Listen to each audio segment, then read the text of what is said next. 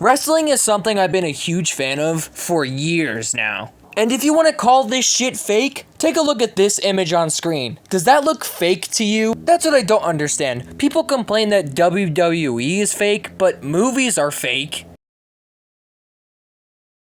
I understand why people think wrestling is fake. I mean, I'll admit myself, some of the moves look goofy as hell, but that's the charm. But let me show you a few clips that will definitely convince you that this shit is real. I don't know, but I guarantee it's highlight worthy.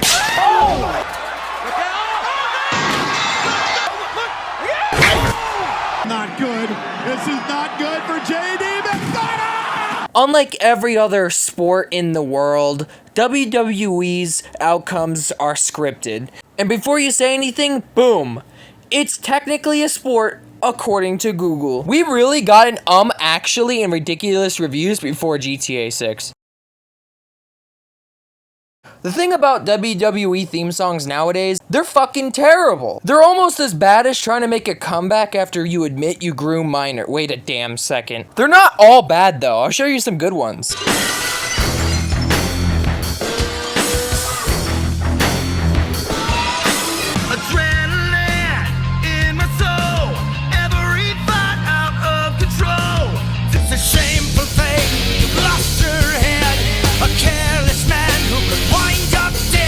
Your time is up, my time is now. You can't see me, my time is now. It's the franchise. Say his name and he appears, I believe.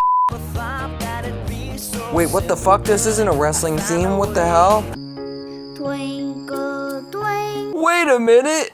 This isn't a wrestling theme!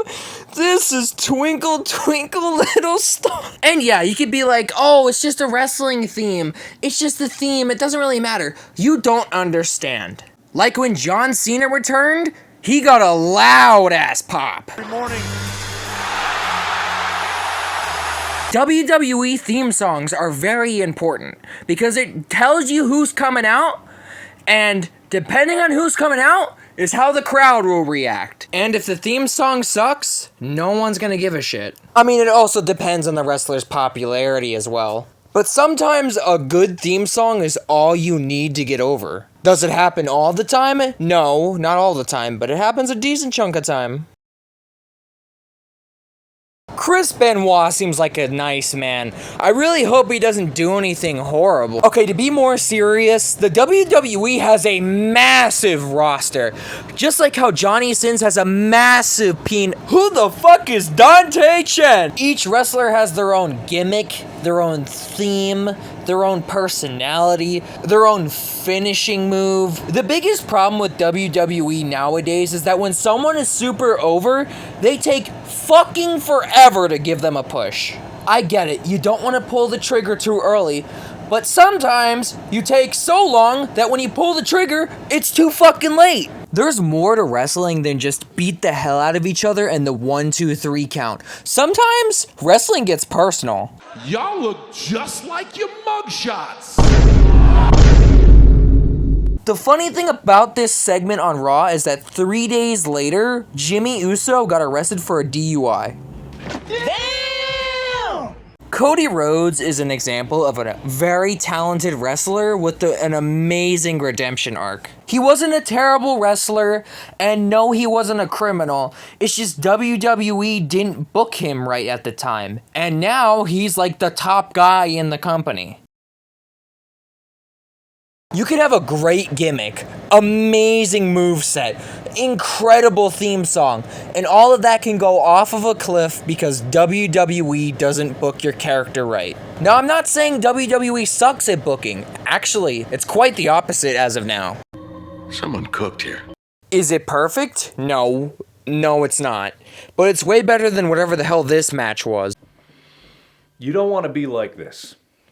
This is disgusting. This is awful in every way. My grandma was in a coma, but thank God I turned on this match, and she woke up from the coma to turn the match off. What is the last thing you think of when it comes to earning a championship in wrestling? Did you say a child? Because that's what happened in this match. Just like your regular TV show, WWE has ongoing storylines that lead up to the pay-per-views. Consider WrestleMania as like the season finale of that year's wrestling.